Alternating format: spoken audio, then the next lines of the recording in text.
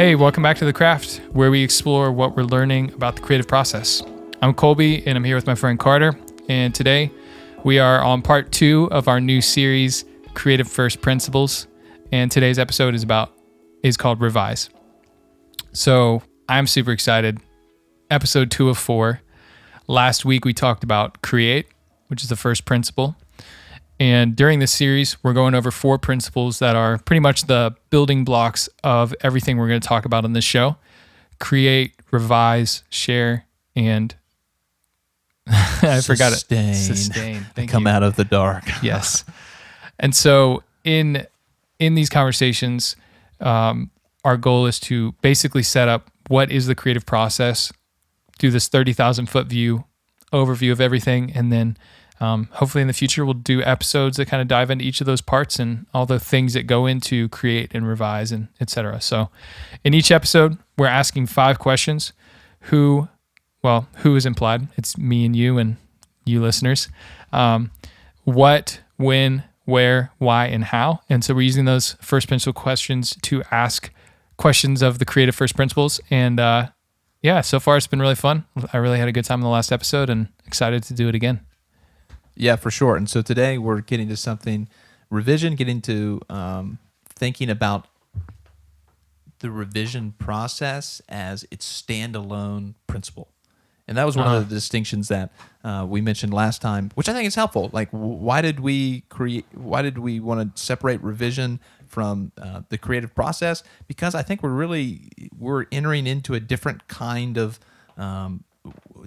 way of looking at our work.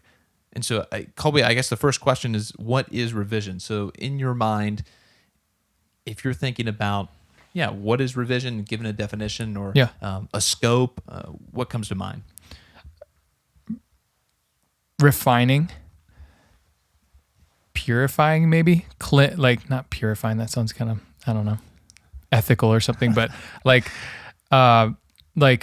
taking something that is not ready to be completed, doesn't have the stamp of approval, and it's just taking it another level, is leveling it up, giving it higher quality. I think that that's what revision is, big picture, and then there's lots of different steps that revision takes. You can revise different parts of your work. You can revise the process of how you create. There's just like a lot of different ways you can apply it, but big picture, it's this process that happens after you come up with a lot of ideas. It seems like there's this general concept of ideation and coming up with concepts and ideas, and then refining, picking the ones you're going to follow and pursue, and then you execute on those ideas. You actually maybe start the writing or start the music recording process, or you start filming, and then there's the editing process and then revision is that's almost all under the creative aspect. And then there's you do another round of editing where you're more critical than you were beforehand, because you have the ideas, and so now you need to stress test them in a way and say, are they good enough, and are the video cuts good enough, or are the sounds good enough in your song, or the writing in each paragraph. And then there's obviously, within each craft, there's going to be different checkpoints or a rubric that you need to follow in order to revise. Yeah, and I like how you said you become critical, right? You've moved into the critical mindset of revision, and to kind of forward a metaphor that I think is helpful. I've kind of explained this. It's something I think about myself as a writer. The first draft of something, that creative, is kind of like if you're going to chisel something out of marble. Mm-hmm. You've got the broad contours of a person. Maybe you're going to do a statue of a person, and then in revision, just like you said, you're moving to something that's more precise, something that's more organized. You take something that's kind of unwieldy, like this big blockish looking shape, and then you start working on the forearm, right? And then you start working on the wrinkles on the knuckles, right? Mm-hmm. Those sort of the details come. But one of the things to, I think, avoid a mistake in approaching revision is to think that it's just about details. And I think this is something that you mentioned, first of all, that was really helpful. You might have to go do something completely different. And you talked about like throwing ideas out. I think sometimes people hear revision and they think, oh, that's like spell check. Like, oh, I fixed my mistakes. Like, revision's not fixing mistakes. It can be, but it's like the critical process in which you might do a lot of work in revision. And that's something that I think that's where it actually happens. Like, writing is revision. Revision when you're organizing and you're connecting and you're clarifying and you're making more articulate and precise. Like, all of those things aren't fixing problems. I mean, they are fixing problems, but you're actually, I don't know. Does that distinction make sense to you? Kind of what Definitely. I'm getting at? That's like, there's this, essentially it's like you could say, yeah, I wrote the paper and I did it in one sitting. It's good to go. Like, I don't need to change anything, but then you can look at that and say, okay, you did the assignment, you understood the assignment, but you didn't, there's a lack of craftsmanship, really, like, to make something go from acceptable to great there's a big leap that happens. And I guess, I don't know if I'm articulating this well, but yeah, it's the idea that, your first idea, like, don't trust your first idea is kind of what we're getting at. You're moving past like it works. Right. You're like going from utility to beauty, and to the aesthetics of, like, not just spell check and grammar, but do my ideas make an impact? Are they meaningful? Are they organized well? Are they fitting the context? Am I tipping my hat to the people who came before me in this craft? All those kind of like things that take something from good to great, really. So like, and it's revision as something that's like meta. I think that's like a way to think of it. Like, you've created it, and now it's meta in the way that now you are looking at it from the outside. Mm-hmm. Does that seem? Yeah, that's interesting, because you start with, you have to turn off your judgment, turn off that critic, and just be willing to look stupid. I actually wanted to mention this last episode, but there's a songwriter I was talking to recently, and he said he said something like it can be challenging because you have to start with a bad idea or something to that effect. Like, you have to start with a bad first, or maybe it was actually talking about recording in the process of how you have to start with a rough sound and then you have to refine. And that can be really hard to get over at first if you still have that critic on, because, it's when the negative self-talk comes in for me of like, oh, that's a lame idea. That's lame. That's not good enough. That's not as cool as this person. And all those doubts are so unhelpful because it's not at the phase where you're ready to show someone else, Dude, And so that's so good. It's like, yes, maybe that's true. Maybe this is not good enough for someone else. Maybe this is crappy, but that's kind of the point. I need to go through 20 crappy ideas to get to a good one. And so almost like having to accept that, yeah, this is crappy. Stop talking, critic, and just like setting aside that voice and then letting, really rough ideas, accepting mistakes, accepting those like failures, quote unquote, because those are the only way that you get to the good stuff. That's so consistent in so many creative people I've heard, writers, just so many creative people have like that are very successful have just seemed to say something to the effect of like, you have to, I heard someone say like, if you can't come up with one good idea, make yourself write down 20 bad ideas. And it's just like, sometimes we put so much pressure on ourselves to like, or at least me, I can only speak for myself. So much pressure sometimes comes down to like this one song or this one thing. So sometimes the best thing I can do is say like, I'm going to make 5 things, and maybe they're going to be 5 crappy things, but I can almost have this like, well, I made 5 quantity, so like the quality sucked, but like I feel proud of the quantity of output, and it at least helps me. Ed Sheeran, he talks about the songwriting process as turning on a faucet in an old house, and it's got this gross muddy water coming out at first, and then you just leave that faucet on, which means writing more and more and more songs, and then the water starts to come out a little clearer and a little clearer, and it looks a little bit like more drinkable, and that's like the process of just create and refine. and revise. So that was a ramble, but Dude, there's so much good stuff turn there. the tap on. And the thing, turn the tap on. The thing that like resonates with me is if we go back to that kind of metaphor that I was thinking about, if you go for that first session of sculpting and you've got the broad outlines of a person, and you go up to the hand and you're like, well, that doesn't look like a hand. It just looks like a big block. Yeah, there's no fingernail there. It's like, well, yeah, there's no fingernail there. Like, you haven't got to that level yet. And so I think that's just immediately kind of what I was thinking of when you said that. You said something along the lines of, like, we're not there yet. Like the creative aspect is like, okay, we're not there yet, so I shouldn't be acting like, oh, it doesn't look like a fingernail. Like, it doesn't sound like how I want it to sound yet. It's like, well, yeah, of course. You haven't mixed it. Exactly. You haven't recorded it. This is the demo or whatever. Yeah. Perfect. And so I think the revision process, thinking about this, is it's starting to move that first take, that first kind of big sketch, that big blocky sculpture, and start to give it more precision and give it more intention. And being able to say, okay, this is what I'm working with, and moving it in a direction. And you know, it's easy to say like that. I think we both really love revision. It's something that I see in teaching composition classes a lot of time, and I was the same way. Students don't think about revision as they're writing. They think about, I write it, then I read over it to make sure there are no mistakes, and then I kind of turn it in.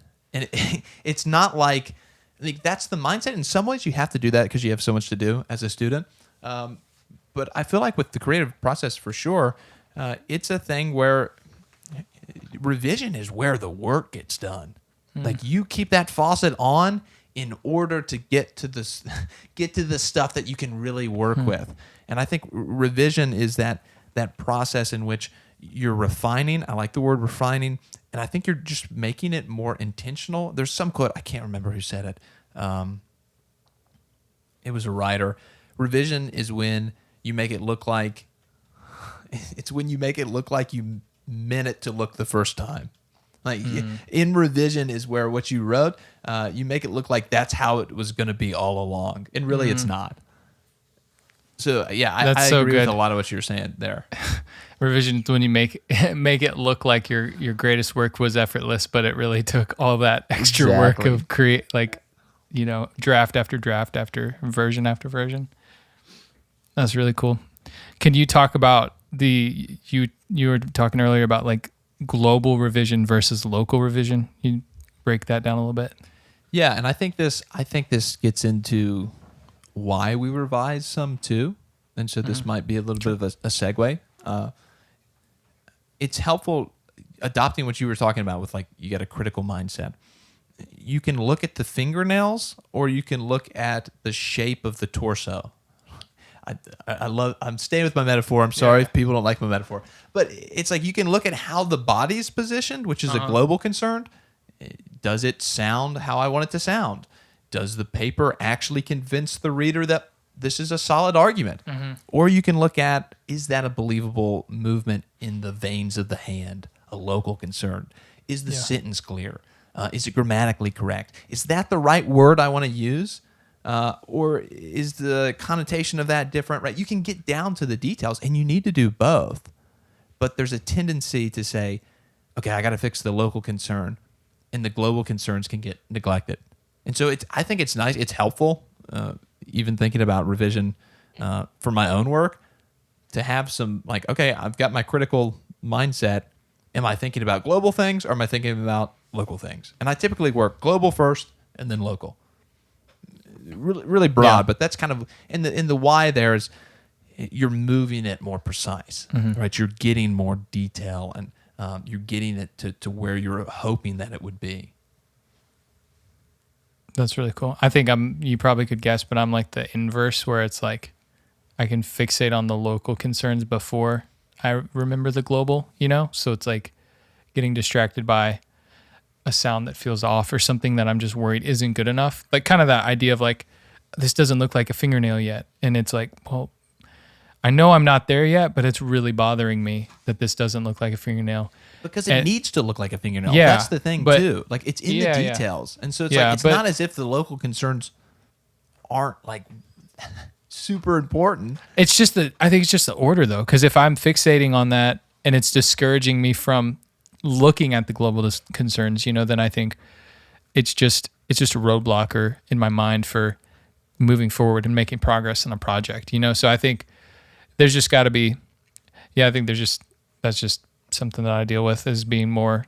It's easier for me to think about like, okay, we have these 30 steps we need to do, and be very focused on all the details, and then not, you kind of forget like, why did we want to write this song? Like, what's the theme?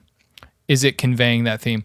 You know what I mean? So I think that's just something that's good for me to remember is like the global concerns. Cause something this makes me think of is like, I don't know if it's actually like a phrase people will say or not, but the idea of like, you can't polish a turd, like, you can't make in production. There's kind of this thought of like, bad songwriting can only be helped so much by a good production. Like you need the meat and potatoes of the song, which is like the lyrics and the melody and the chords, the backbone, to be good. Like it's kind of like you could have really crappy writing with this like beautiful design, but it's still crappy writing. And 100%. So production is almost like the design in that metaphor, and it can make it look really good, but it could still be just crap content. And so okay, yeah, I really like that. I think I think in some ways that's thinking about the refinement is really good, but like if your global concerns are off, right, like there's a problem. That's like kind of what I was getting at. If you've got like a bone skeletal problem, then your face cream doesn't really matter as much. Yeah. That's a really weird metaphor, but yes. Yeah, totally. It's like, I think that's exactly what I was getting at. Kind of a question that comes with that is like, when should I decide revision isn't the problem here? I'm working on the wrong project. Like, oof. I need to abandon this song because I need to turn the faucet on, meaning like I need to just keep making other ideas. And maybe I'm going to revision way too soon, but instead I need to be sticking to this create step where I'm like generating ideas, testing them out really fast and not committing to anything. I'm very uncommitted. I'm very casual about every idea. No promises until something is just like kind of the idea of like, if it's not a hell yes, it's a no kind of thing. That phrase, I don't remember who it's from, but that sort of idea where until you come up with an idea that you're so confident in, then you just say no to everything and you just keep making ideas, I really like that because it goes back to the what we were talking about last episode with it being a non-linear process of like you're going to switch between revision and create, like revise and create. And a lot of times when you encounter something when you're revising, you're like, I hate that. I can't believe I wrote that. Like that's so bad. Like but that's fine, right? You just you chop it off and then you go back and try to create something with that knowledge. And so I think that, I don't know, that was just like, I think you're totally right. The revision process is also knowing when you need to go back and create something different, or you need to change focus. Because it's not until you get that meta position when you're outside that you can really see what's going on. Have you had a lot of projects in the past year or two that you've abandoned or kind of had that happen? I think it's easiest when you look at like past work and you're like, oh gosh, this was not very good. And like your critical refinement has changed. And so you're like, I thought that looked like a fingernail, but it really doesn't. Right? Or like, I thought this was doing something, but it's really not, because you've done more revision. So now like you're more mature in 100 ways. But I think even like, that's like the macro way to think about it, like past work. But even like day to day, I think just going back and rereading, and this is kind of going to, I don't want to jump out of order, but like how to revise, the idea of like rereading, like sometimes like when I'm working on a creative piece of fiction, like I'll read a dialogue that I wrote or like a screenplay and I'm like, oh my goodness, this sounds like cardboard. Like this is so stiff. Like there's no, like, who talks like that? Like my academic style of writing will get into dialogue. And you're like, nobody says that. And it's just the act of rereading it that I'm like, oh my goodness, this is so stiff. Mm-hmm. It's doing what I want to do, but it's not doing it in the way that I'd like it to do it. Mm-hmm. Does that kind of get at that a little bit? What you were asking? I think you're saying it's kind of a day-to-day thing for you to look into your own writing, do the read out loud test, and they kind of can reveal whether something needs to be take it back to the create step or if it does need to be revised. Yeah, that's good. So can we we're at 20 minutes, so let's keep moving forward on these questions. Are we at why right now? Yeah. Okay. Do you want to, I feel like we kind of touched on it, but maybe we tap into that a little more. Yeah, you want to you want me to cover? Yeah, sure. Why revise, Colby? I mean, I think a lot of what we've covered already connects to it. The idea of just, you have something that is, you have the statue that's the right shape, but it's not it's not David yet. You know what I mean? You haven't defined what it is other than like, it's a human and you now need to take it into to be a specific person and with hair and fingernails and like those details. And, so I think revision, and honestly, maybe more of that. I think there's still a layer of detail that's just a part of the create process too, personally. Because revision can also be, maybe the lines are blurred, but like revision can happen while you work on the earlier stages, and it can happen when you're like, I feel pretty good about this, but I know I should revise it. Like there's also still probably revisions left to be done, So I don't know if that's worth distinguishing, but I think you revise to make it better, pretty much, pretty straightforward. And that's the difference between like, there's probably a lot of writing that I've done because that's not my main craft. Although I guess in marketing, it really is a very important part of my job. But there's probably a lot of writing I've done that I was satisfied with the utility, like this achieves the, I'm writing a blog about how to make a podcast or something. And I'm just like, okay, I taught them how to do that. And I'm not going back and like laboring over like stuff like syntax or something. Sure. You know what I mean? Like that makes sense. It's proportional, I think, in that way. Like some stuff, like some things need to be revised heavily, and some things don't need to be revised that much. Like there's a limit to how much I'm going to revise an email. Yeah, like it's ephemeral. Like, so I think it's also situational. Like some things need more revision than other things do. But like, why do we revise? Because you can't not revise. Like if you really want to make something meaningful, I think you have to revise. Like there's no other there's no other way to make anything with any sort of intention. I think that's kind of what I was getting at. I'm not trying to shoot down my writing or anything, but it's like I don't look at myself as the greatest writer, or even as I would say I look at myself as someone who's aspiring to be a good copywriter for marketing, and using writing to be effective and clearly communicate. But I'm not seeking to like do creative writing or literature, things like you. And so since it's not my craft of choice, I'm more content, like you said, of just like, well, this works. And so I'm good with not revising it. But then when it comes to like music or some of the more fine, like specific creative aspects of marketing, then I'm going to spend a lot more time refining, revising. And I guess what I was getting at is it's really the difference between not like being an amateur and pursuing excellence, like, and I am striving to pursue excellence in all of my marketing work as well. But it's just a blog is more utilitarian to me and has more business goals to it than maybe if I was writing a personal blog about like something I'm passionate about. They're different contexts for sure. So yeah, it just shows me like there's something different to the way I approach music, because I mean, it really comes back to this narrative of like, I am aspiring to be a better producer and grow and kind of like to play in the arena, you have to like meet the standards kind of thing. So I don't know.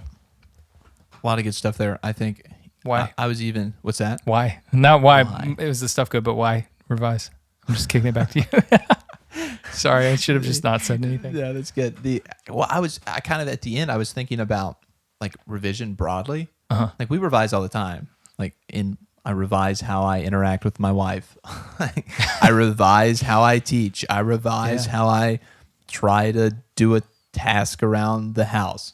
Right? I think like if we think about revision in the broadest sense, like we're always adjusting. Like always adjusting to, can we do something better? Can we, not only can we affect a better result, but I think even just the process of like maturing and growing up and learning in the broadest sense is always like revising. We're always in the midst of thinking about revision. And I guess it's always oriented towards growth. And so I think you can really embrace, sometimes revision can be a kind of a slog, but you can really embrace it as, hey, this is instrumental in growth. This is a really it's inextricable from the process, i.e. why we did creative first principles. That's why it's a pillar. Like everybody's doing it. Whatever you're doing, you're revising. And if you're editing your photography on Photoshop, you're revising, right? And it's like there's all sorts of different disciplines here. And I like the idea of getting more precise. Also, if you don't like our metaphor of the statue, or you do like it, let us know. Email us at heycraft, right? Heycraft podcast. Heycraftpodcast at Gmail. And let us know, like, do you buy the metaphor? Is there a caveat you want to add? I don't know. Interested to hear. Carter coming in with the plugs.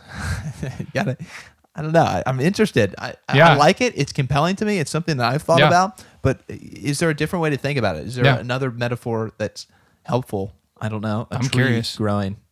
I want to hear. I'd love to hear some feedback on that. Yeah. So why revise? You have to revise. Period.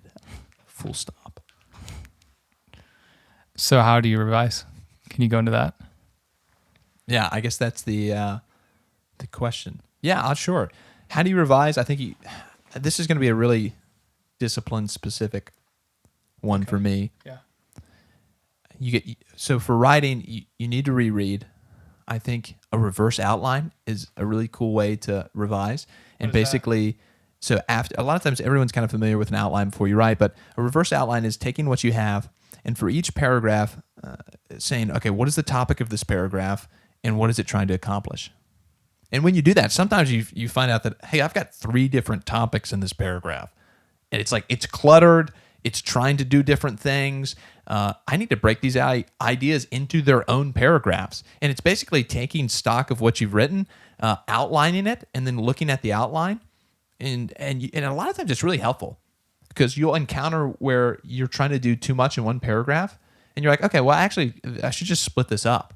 And it also gets you to think about like global concerns of, is it helpful to do this counter argument here, or is it helpful if I moved it up? Like, where does it fit? And so you're not only thinking about the paragraph, but you're thinking about the paragraph in relationship to the other paragraphs. So that's something that I like to do, a reverse outline, because it's a nice way to like step back and start with those global concerns before getting into like, is this topic sentence clear? Is that argument clear? And so that's one of the ways that I like to revise. And it's kind of like super specific, but that's pretty cool. I've never heard that term before. So you literally just write out, like you go top to bottom through your writing and you just put like the same like Roman numerals kind of style, do an outline. What's the topic of each paragraph? Yeah. I mean, I'll use Scrivener, which I really, really love Scrivener. That'll probably come up a lot, but like literally what is this paragraph doing? Titling the paragraph, moving it around, throwing it out. I think one of the big things that helped me, like how I revise, I've become more, I don't know the best way to say this. Like I'm fine scrapping more stuff. Like my revisions now can be huge. Like just cut the whole page.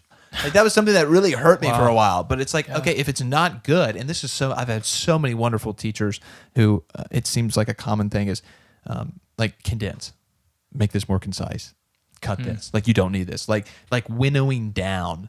And I feel like I'm like, I have more practice with that now. So I'm like, okay, we'll just cut the paragraph. Like just write a new one. Where I think previously I would have been like, oh, I don't want to cut it.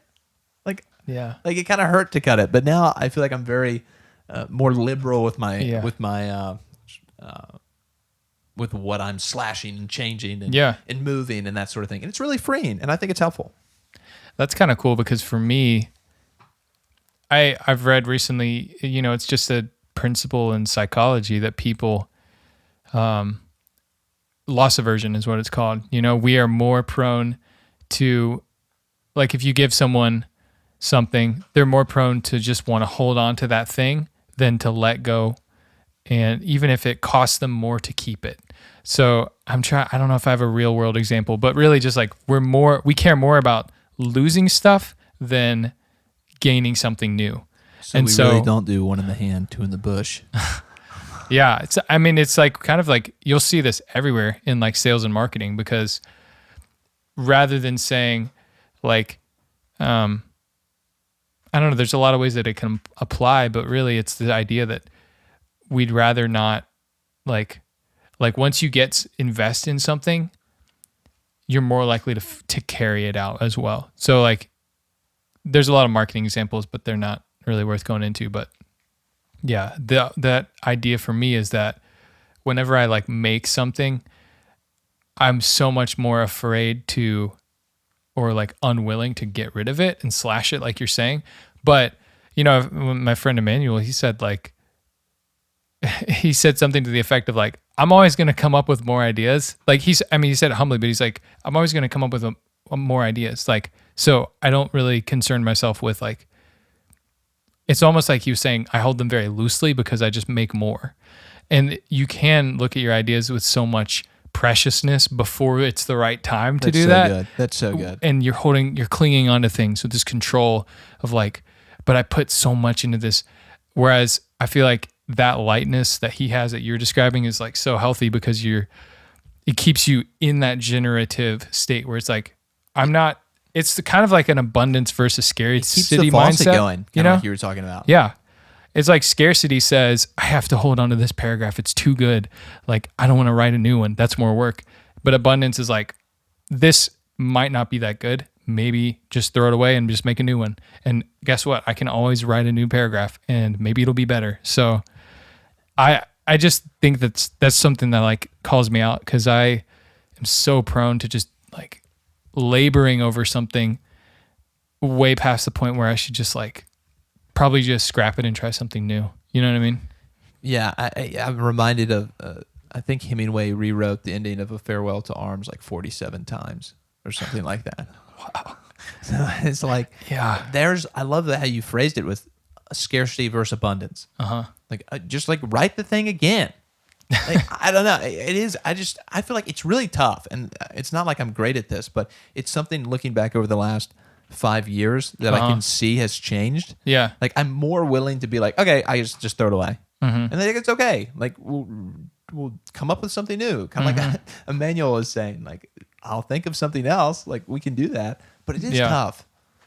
It's a tough thing to do. Yeah, man. I love that. That's good stuff. I guess I'm ready to move to the next one if you are. Okay, yeah, sure. Where do you revise? You want to start us on this one? Sure. I guess there could be both like a physically, do you revise in a coffee shop like you said, or do you, where do you revise? Like, what parts of your project do you revise? Like, so for me in music, I'll talk about that second question. For me in music, I revise. I recently was trying to break all the music creation categories, or do kind of sort of a first principles of music, And I think that there's, I haven't written them somewhere, but there's like lyrics, melody. For a producer, I guess there's less of the lyrics part. There's chords, melody, instruments, sound design, mixing, mastering. I think that I covered everything, like 5 to 7 categories. I think those are all of them. And so revision kind of happens along each of those steps in some regards. So whenever I'm revising a song, or really whenever I create a song, everything's pretty loose until I get to sound design and mixing and mastering. Those 3 steps is harder for me to do this whole, like, it's harder for me to be really like loose and make a bunch of just crazy decisions. I'm so much more like trying to get it right the first time. I think that's probably something I should get better at, is like mixing with more freedom to get creative, But I would say revising comes into play more so. It's easier for me to revise, at least whenever I'm like in the early stages of just throwing around ideas. And then it gets progressively harder because I get more precious about, well, I've already made this. I don't want to change the sound 4 more times, or I want to get it done, And so that's a really good, yeah. Just to jump in here for a second, I think that's a really good tension to bring up, because one of the things that we'll talk about with our third creative principle, sharing, is that like what are the limits of revision? Because it can become like a cycle of, I've done this sound like 5 times or whatever number of times. Like you can reach the point where I think you get to like diminishing returns. Yeah. And so part of it's like eventually like you do have to put something there, and you hope that it's clear. Like, okay, this was the right sound, but it's not always clear. Yeah. And so I don't know. I was reminded of that when you were talking there. Yeah.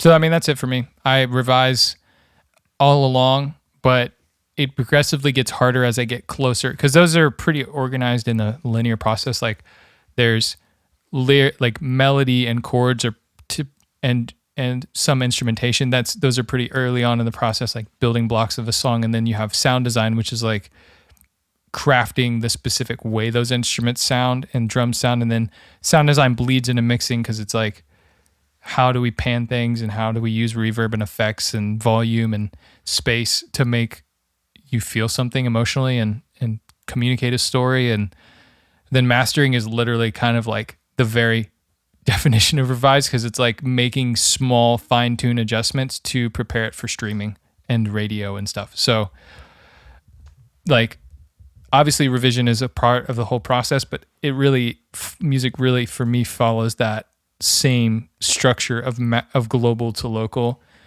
but it gets harder to revise as I get closer towards the refining part at the end, because I get so much more like sometimes I'm like sick of doing a song, so I'm just like, I don't want to revise this again. And so also I think with production it's hard, because there's another part of this revision process which is called revision requests.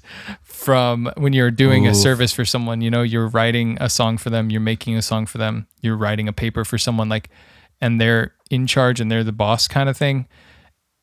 I mean, as a producer, like, I love working with the people I work with, but it's just like the work is hard, and there's a point where it gets frustrating to, like, I know it's right, I know their advice is true, or like these revisions need to happen, but it gets frustrating because there's a point where I'm like, I want to finish this song, get paid for this work, and move on. And sure, in that phase of revision, when you have 2 people working together, it might be worth talking about a little bit, because it's like a hard place to be, because it's important, because you don't want to settle, but it's tricky. It's just can be tiring. I guess, like you said, it's a slog, or whatever the word was you used. Yeah. Yeah. I mean, that sounds like a fundamental challenge of collaboration in some ways. Yeah. And I like how you kind of linked it to, if you're doing work for someone, which I think is really good, because obviously you want to give them something that they're like, yeah, this is what I wanted. But even when you're just collaborating, I think you can have different agendas for revision, and sometimes those can be in conflict. And then also, I think very just like naturally, you can get tired of revision, and sometimes I think that's helpful when you just put it away if you can. Yeah. So like, I mean, that's different than when you got to hit a deadline, like you're talking about. Like you're working with someone, you got to get through it. And sometimes revision stinks. I mean, revisions. It's not like this is glamorous in any way. I mean, sometimes it's really fun because things shape up quickly, but sometimes it's like, oh, I've got to go. Like if they get a paperback, here are the comments from the readers for like a journal or something. Mm-hmm. This is what they want you to change. You're like, okay, pull the paperback out. Try to remember where I was, 5 months ago when I wrote this thing. Like, what was I thinking about? Like, let me add what they were interested. It can be kind of tedious in that way. So It's definitely. I totally. I guess that was my connection with Sure. a kind of very similar kind of. Here's what you need to fix in order to get it published, or here's what you need to do in order for us to like check this off. Yeah. So sometimes it's like you got to sit down and put them in, but what's our takeaway from that? Like, it can stink sometimes. I think it's just like you said earlier, you have to do it. Sometimes it sucks. Do you where do you revise? I think I'll just second what you were saying. If I move from global to local in a very similar way. I mean, I mentioned the verse outline, and then I read everything out loud pretty much. Like, I don't think I turn in anything really without reading it aloud. For some reason, that's how I kind of revise. And where I move from paragraphs to sentences, kind of a very okay. I mean, that's for I feel like I'm so in academic writing right now. A lot of my ideas are about that. I mean, if I was revising a poem, it's obviously different than that. Well, I mean, it's different in some ways, and similar in others. But yeah, I move from paragraphs to sentences, and I move from sentences to words. Do you separate out like I'm working on grammar right now versus I'm working on syntax or word choice, or I don't even know what the categories are for you, but yeah, I mean, those kind of blur together. I mean, when I'm reading aloud, I'm really trying to listen to like cadence and rhythm, and like, does this sound unified? I think is a good word. Like, is this sentence unified? Is this paragraph unified? Like, I'm listening for that, and I'm also listening. Reading aloud is just a great way to catch mistakes and catch weird phrasings and catch things that are going to take away from your clarity. And so I am doing those. If you really wanted to get specific, I almost said specific. Yeah, you would say, okay, I'm thinking just about the meanings of the words that I've written. And that's something I need to improve on, because as I get closer to the local, I make more mistakes. Like I'll do a word, and like a professor or someone will be like, is that the right word? Like, that doesn't really seem to fit that well. And then I'll go back and be like, oh yeah, that's probably not the best word there. And I feel like I'm much more comfortable working at the global level or the paragraph level or the idea level. But it's in those details, like the fingernail. It's kind of cool because we have a bit of an inversion there where you're so more comfortable seeing the big picture and focusing on the broad strokes, and I'm so more focused on the word choice type stuff that it's just interesting to see the opposite perspective and see like, it's a good problem to have in a way. Like, it's really good that you have that. You're, I would say, more of the visionary of the two of us, where you're like big vision for the future, big picture, and I'm more of like, okay, here's how we get it done kind of guy. But it's good to like feed off that for each other and learn those like you inspire me to think more that way, and hopefully vice versa. It's kind of cool. For sure, man. And I mean, one of the things that I think is such a strength of your strength is that those detailed questions matter, and you're also really good at asking the questions that I don't think about. Like, there's questions that I'm like, okay, this is what we're going to do. But then sometimes like you'll come in and we're like, well, like, what are the questions that need to be asked? What about this? Like, what about that? And it's not just like big picture, like logistics. It's like kind of something different. It's like a mindedness about the details that you need it. Like, and so listener, whoever, I'm talking to you right now, whoever a listener is, think about your own craft. Like, when you're revising, do you think that you're more concerned with kind of global concerns or local concerns? I mean, I think that's a worthwhile conversation to have with yourself and maybe with someone else, because I think it helps you revise even your own process. Like, I need to make sure I'm mindful of the local concerns. Like I need intentionally to look at those things because I'm not going to just naturally fixate on them. Yeah. I think that's good stuff. You tapped on this earlier, but when do you revise? I think this gets into kind of the nonlinear aspect. I revise a lot when I'm creating and when I'm writing, but then there's like a final revision. So when, kind of during, but pretty much after. You know, it's not really that helpful. It's a good answer. Kind of during, but pretty much after. That's, I don't know. Do you have something No, I kind mean, of after the first one.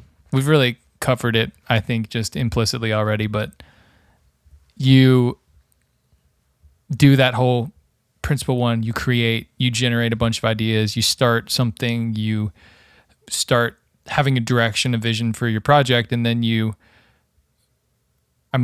every step along that way is a form of revision, but then there's this different mindset we keep alluding to where we go from not critical to critical. And I mean, for me, it's kind of difficult. It's more difficult.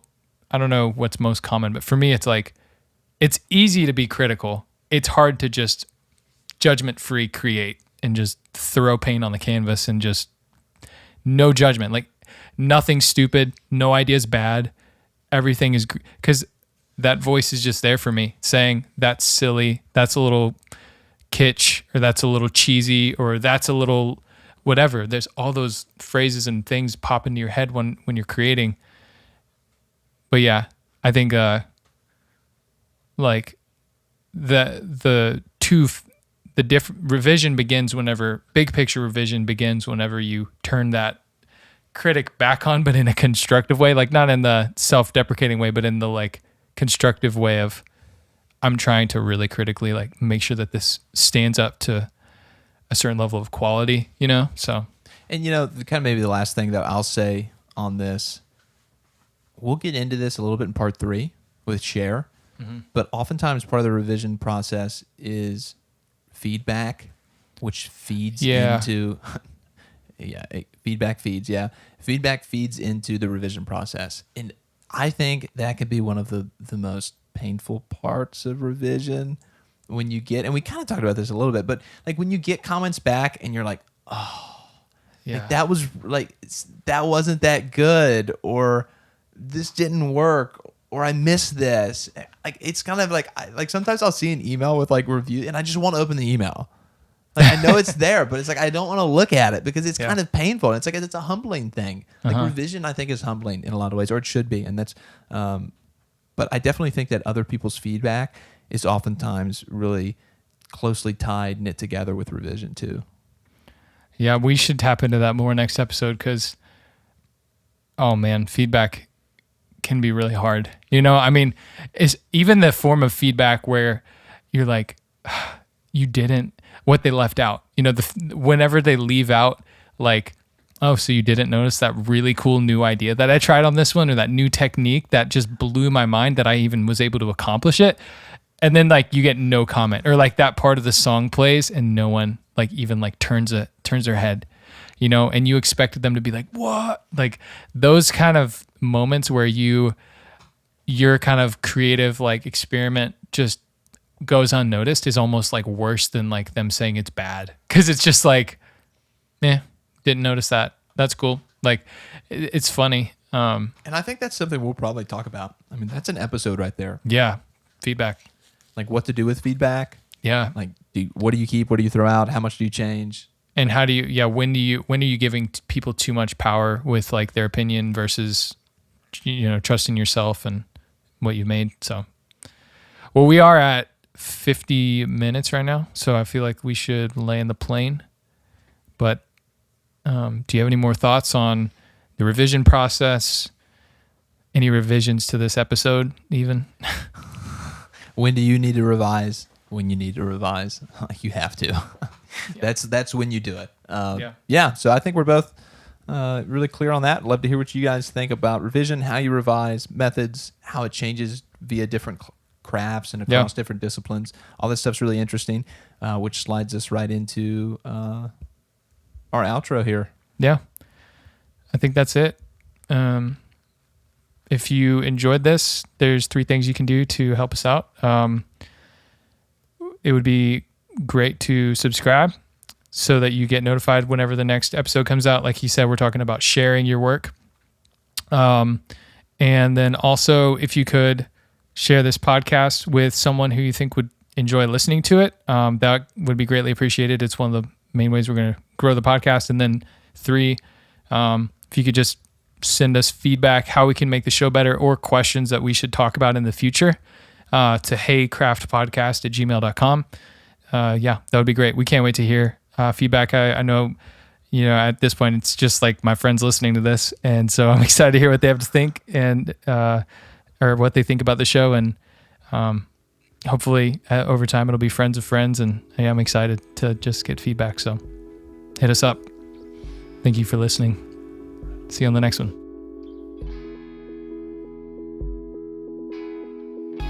Hey, thanks for listening to The Craft with Carter and Colby, where we share what we're learning about the creative process.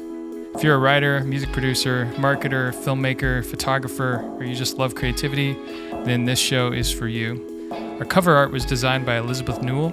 You can learn more about her work at elizabethnewelldesign.com. That's Elizabeth, Newell design.com. And you can follow her on Instagram at ElizabethIsADesigner.